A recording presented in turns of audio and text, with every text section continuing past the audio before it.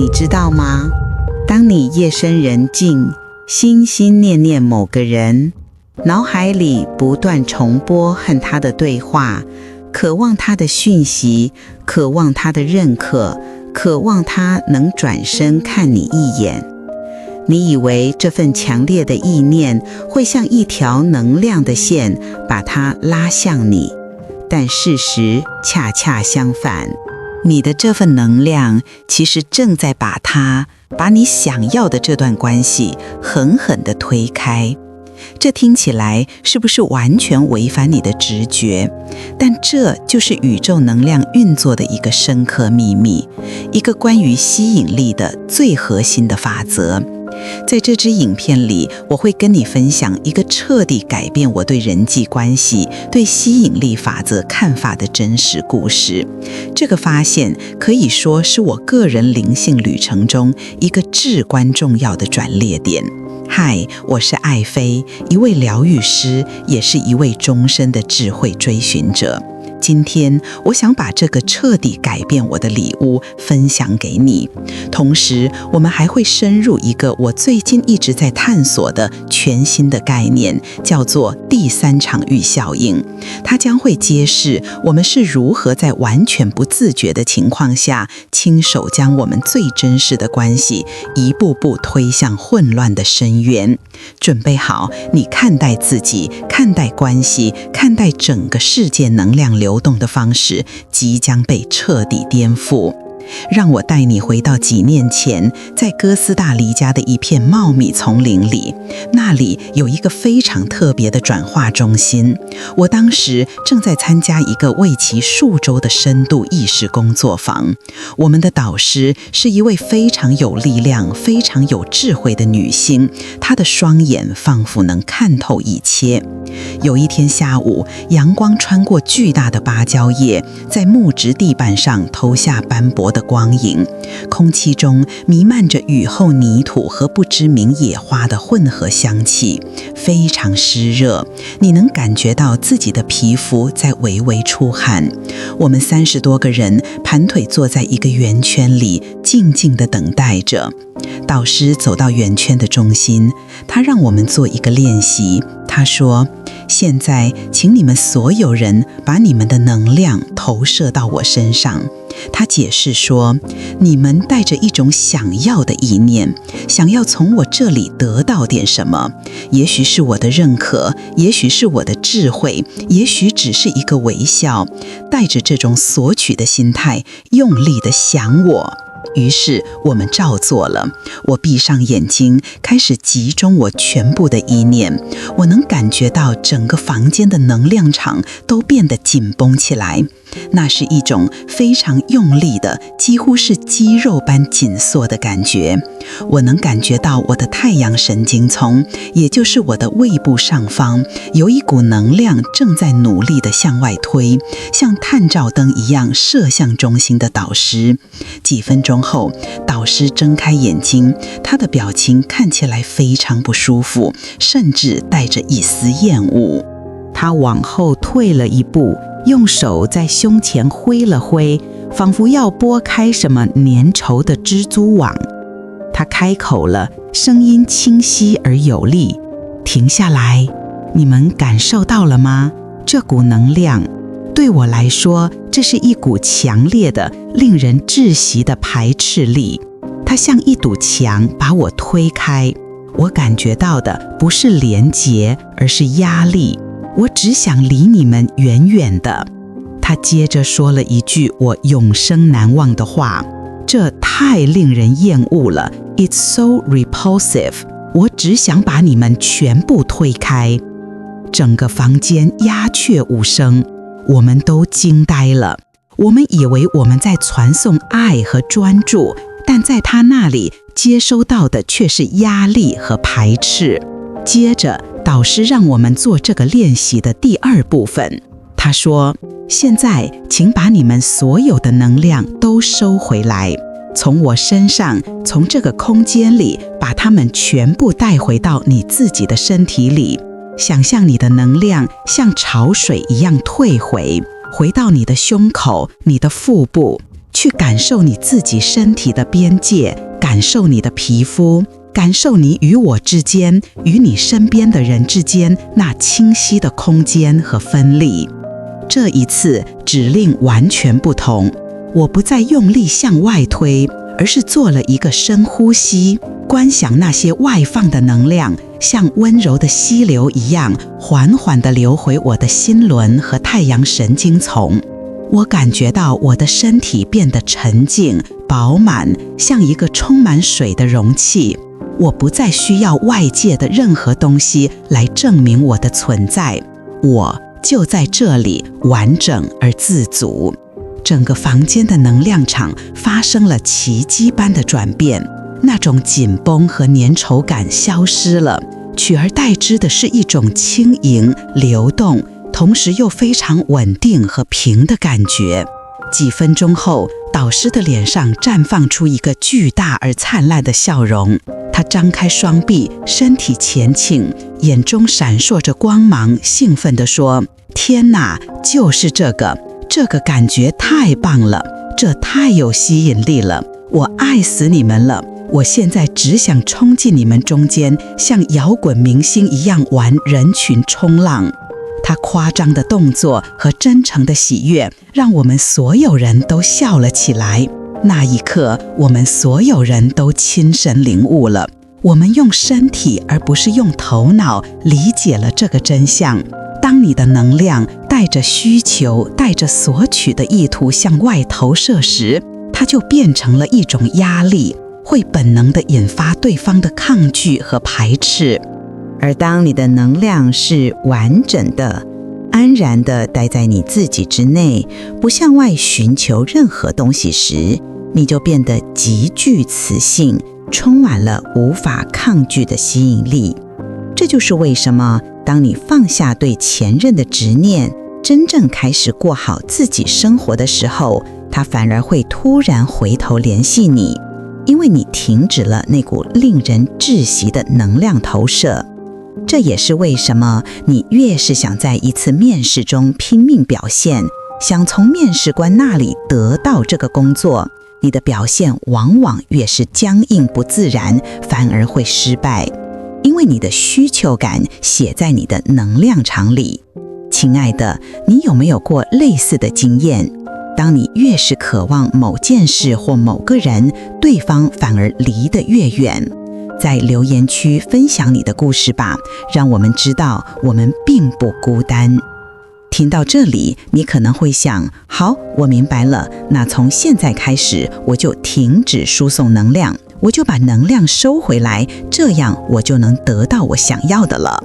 但请小心，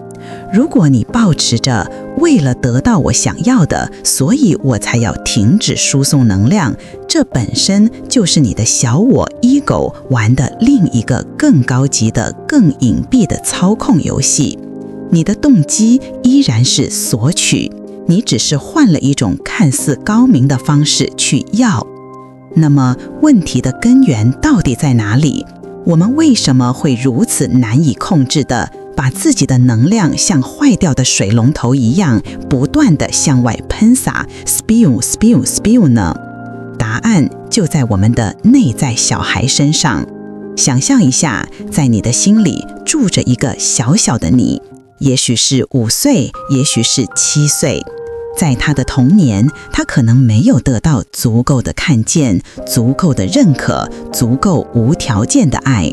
当他哭泣时，可能被告知不许哭；当他兴奋地分享他的画作时，可能被父母忽略。于是，这个小小的受伤的内在小孩就一直站在你心灵的门口，哭着闹着，想要被看见，想要被听见，想要被拥抱。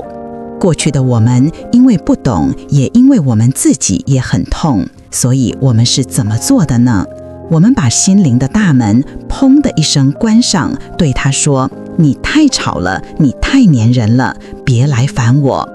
然后我们指着外面的人对他说：你看，去邻居家吧，去那个看起来很温暖的叔叔那里，去那个漂亮的阿姨那里，去那些漂亮的糖果，爱与认可吧。于是，我们这个可怜的被拒绝的内在小孩，就带着他所有的伤痛和匮乏感，开始了永无止境的向外乞讨之旅。他不断地向你的伴侣、你的朋友、你的老板，甚至陌生人投射出那股充满需求的能量，发出 spew spew spew 的声音，祈求着看看我、爱我、认可我。这就是我们能量外泄的真正根源。所以，真正的疗愈不是去学会一个新的技巧去得到什么，而是当你再次感觉到那股强烈的想要向外索取的冲动时，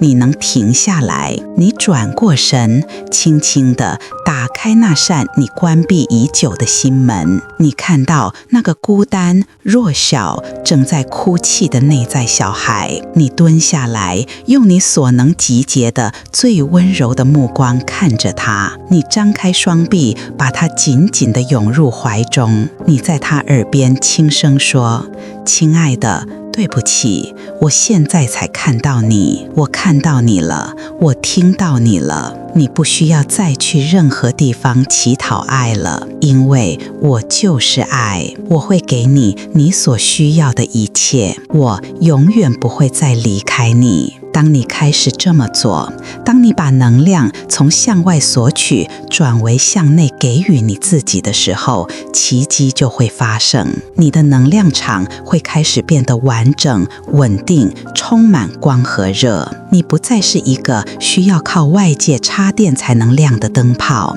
你自己就是一个发光发热的太阳。而到那时，你会发现那些你曾经苦苦追寻的人事物，反然会像被太阳吸引的行星一样，自然而然地被你的光和热所吸引，来到你的生命轨道里。现在，让我们来谈谈那个更隐蔽的能量陷阱——第三场域效应。这是一个极其重要却很少有人提及的概念。它解释了为什么我们很多时候明明自己没做错什么，关系却变得越来越糟。问你一个问题：当你和你的伴侣或者你的某个朋友发生了矛盾，你的第一反应是什么？是不是立刻拿起手机找你最好的闺蜜抱怨诉苦？天哪，我真的受不了他了，他今天又……你能相信吗？他竟然对我说这种话。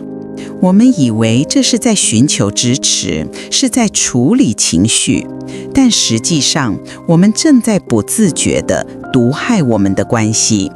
我有一位朋友，她和她的丈夫拥有着一段长达9年，依然充满激情和尊重的健康关系。有一次，我问她秘诀是什么，她告诉我，我们有一个原则，就是从不向任何第三方抱怨我们之间的任何问题。他解释说，在他看来，任何一段1对1的关系，无论是爱情、友情还是亲情，都有一个属于他自己的纯净的能量容器。这个容器就像一锅清澈、温暖的鸡汤，只属于你们2个人。但是，当你开始向朋友 A 抱怨你的伴侣时，你就等于邀请了朋友 A 把他对这件事的看法、他的担忧、他的评判，甚至是他自己过去的情感创伤，像一把酱油一样倒进了你们这锅清汤里。接着，你又向朋友 B 诉苦，朋友 B 很生气，为你打抱不平，他的愤怒和建议就像一把辣椒粉又被撒了进去。然后你又找了同事 C， 同事 C 可能随口说了一句“男人都这样啦”，这句充满宿命感的标签，就像一块浑浊的调味块，也融进了你的汤里。你看，本来这锅汤只是你和伴侣之间的一点小问题，也许温度不对，也许缺点盐，是你们2个人坐下来就可以调整好的。但是现在，你们的这锅汤里混杂了来自四面八方的不属于你们的能量、观点和情绪，它变得浑浊、复杂，味道怪异，甚至有毒。你们两个人再想去喝这锅汤，只会觉得恶心和困惑，根本找不到问题的根源了。这就是第三场域效应。当你把另一个人的能量和意识带入你们两个人的动力场中时，你就创造了一个污染性的第三场域。这个场域会让原本简单的问题变得指数级复杂。我自己对此有过惨痛的教训。在我过去的某些关系里，我曾经也是一个抱怨者。我会把我们的问题拿出来和朋友们公开讨论，希望得到支持和建议。但结果是，我能感觉到那股来自第三场域的巨大压力，朋友们的期待、担忧和评判，像一个无形的网，笼罩在我和伴侣之间，让我们都无法呼吸，最终加速了关系的崩溃。这个效应同样适用于你和金钱和事业的关系。如果你总是在朋友圈里抱怨自己单身，遇不到好男人，你其实就是在邀请所有人把他们对于单身很惨、好男人都死光了的负面信念注入你的能量场域。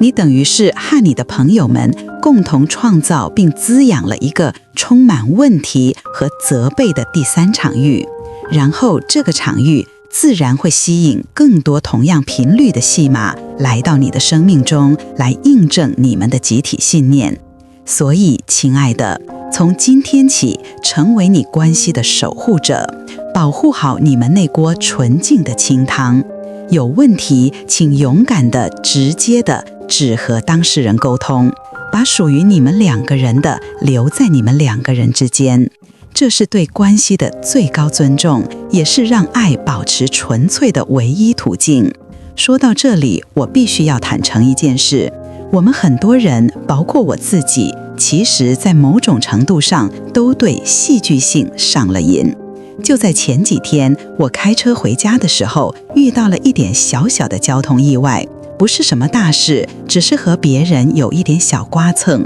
回到家后，我立刻就感觉到内心升起一股强烈的冲动，一股想要立刻拿起电话打给朋友，大肆渲染的冲动。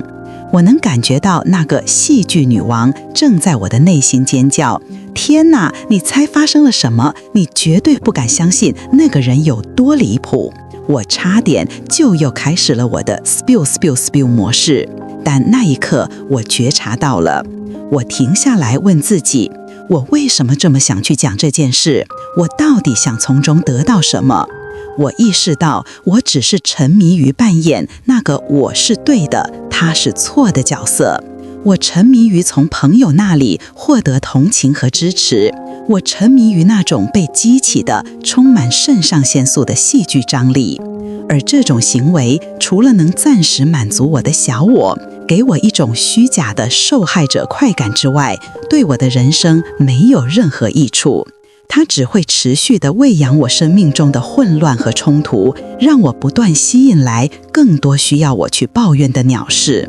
于是我做了一个深呼吸，对内心那个戏剧女王说：谢谢你的分享，但我不需要这个，这件事已经过去了。然后我去泡了个澡，把这件事彻底放下了。亲爱的，你是否也曾从抱怨、扮演受害者、讲述自己有多么不幸的故事中获得了某种隐秘的快感？你是否也对这种戏剧性上了瘾？是时候觉察并温柔地放下它了，因为你的生命值得拥有平静，而不是永无休止的戏剧。所以今天我们聊了这么多，从哥斯达黎加的能量实验，到内在小孩的哭泣，再到污染关系的第三场域效应，这一切最终都指向了一个核心的行动，一个能彻底扭转你能量模式的关键，那就是停止 spill， 把它带回来，把能量带回给你自己， bring it back to you。具体怎么做呢？这里有2个你可以立刻开始实践的方法。第一，就是我们前面说的疗愈你的内在。当你下一次感觉到那股熟悉的想要向外索取爱与关注的空虚感和冲动时，记得这不是你的错，这只是你的内在小孩在呼救。请你立刻停下向外寻找的脚步，在心里转过身去拥抱他，给予他你全部的温柔与接纳，告诉他有你在，一切都好。第二，练习感受分离，或者说框架技巧。这是我的一位荣格心理学博士，也是我的阴影功课教练教给我的，非常简单但极其有效。无论你是坐着还是站着，去感受你的身体，感受你的皮肤，这是你身体的物理边界。然后去感受你和你面前的墙壁之间那清晰的真实存在的空间，去感受你和你身边的家人、同事之间同样也存在着这样一个看不见但真实存在的能量边界。你不是一块会吸干周围一切的海绵，你是一个独立的完整的个体。当你越是能清晰地感受到这个分离和边界，你就会在自己的身体里感到前所未有的安全、自信和完整。你的能量会自然而然地安住在你之内。这需要练习，但每一次练习都是一次力量的收回。如果你准备好要进行一次更系统、更深刻的转化，我真诚地邀请你加入我们时隔3年再度举办的21天磁性爱情挑战。在这个挑战里，我们将会有一套完整的体系，一步一步带你移除潜意识里的那些爱的阻碍，疗愈你的内在小孩，重塑你的能量场，让你从内而外活出一个全新的、充满磁性与吸引力的你。点击影片下方的链接，就能找到所有相关资讯。最后，如果你从今天的分享中，哪怕只获得了一丝丝的启发，请务必帮我按一个赞，并且订阅我的频道，打开小铃铛。因为你知道，像这样深入谈论能量与意识的内容，制作起来并不容易，在现在的网络环境下，也面临各种挑战。你的每一个支持，都是我能够继续分享、继续创作下去的最重要，也几乎是唯一的动力。而且说实话，像这样的话题有时候也挺敏感的，随时都有可能因为某些不可知的原因而消失。所以我强烈建议你现在就把它保存下来，或者分享给你身边你认为也迫切需要听到这些话的那位朋友。谢谢你今天花时间和我们在一起，我是爱妃，我们下支影片见。